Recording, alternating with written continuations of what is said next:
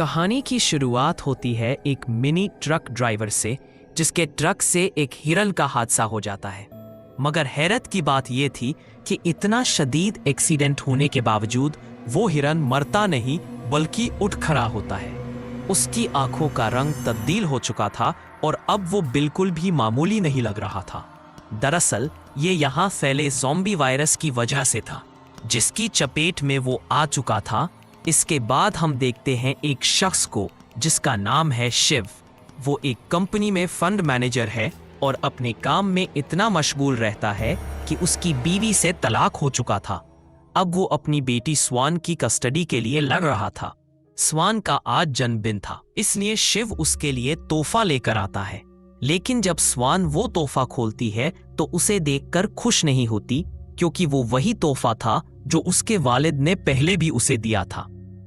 शिव अपने काम में इस कदर मशगूल था कि उसे अपनी बेटी की पसंद भी याद नहीं थी।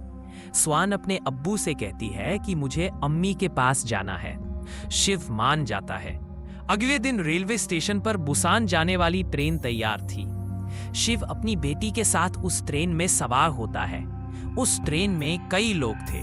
बेसबॉल टीम के प्लेयर्स, एक लड़का योगसूक और उसकी महबूबा जो उनकी टीम की चीयर लीडर थी, दो बड़ी बहनें और एक गरीब बेघर शख्स। वो शख्स थोड़ा संकी था। जब उससे टिकट के बारे में पूछा जाता तो कहता सभी लोग मरने वाले हैं। इसके अलावा ट्रेन में संग हुआ नाम का एक आम आदमी था जो अपनी प्रेग्नेंट बीवी संग यात्रा कर रहा था। ट्रेन के रवाना होते वक्त एक लड़की दौड़ते हुए ट्रेन में चढ़ती है, जिसके पांव पर किसी ने काटा था। थोड़ी ही देर में वो लड़की गिर पड़ती है। एक अटेंडेंट उसकी मदद को आती है, मगर वो लड़की अब ज़ॉम्बी बन चुकी थी और अटेंडेंट को भी काट लेती है। थोड़ी देर बाद अनाउंसमेंट होती है कि ट्रेन अगले स्टेशन पर नहीं रुकेगी। मगर योगसूक बोलता है कि हमें रुकना चाहिए, वरना सब मारे जाएंगे। स्टेशन पहुंचने पर वहां का मंजर खौफनाक था।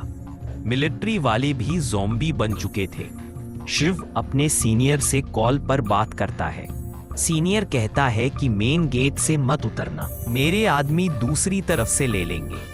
शिव उस रास्ते से उतरने लगता है, मगर स्वान अपने अब्बू से कहती है कि हमें बाकी लोगों के बारे में भी सोचना चाहिए। शिव मना करता है। स्वान रो पड़ती है और कहती है कि आपकी इसी आदत की वजह से मम्मी हमें छोड़ गई। स्टेशन पर मिलिट्री वाले ज़ॉम्बी निकल आते हैं। भगदड़ मच जाती है। शिव अपनी बेटी को बचाता है। संग हुआ भी अपनी बीवी के साथ किसी तरह ट्रेन में वापस चढ़ता है। कई लोग ज़ॉम्बी में तब्दील हो जाते हैं। बचे कुचे लोग ट्रेन के अलग अलग कंपाउंड में भाग जाते हैं। योगसूक मतलब परस्त साबित होता है। वो गेट खोलने से मना कर देता है। संग हुआ और शिव मिलकर बाकी कंपाउंड तक पहुंचने की कोशिश करते हैं। अंधेरे में ज़ॉम्बी नहीं देख सकते, ये बात पता चलती है। लोग अंधेरे का फायदा उठाकर आगे बढ़ते हैं।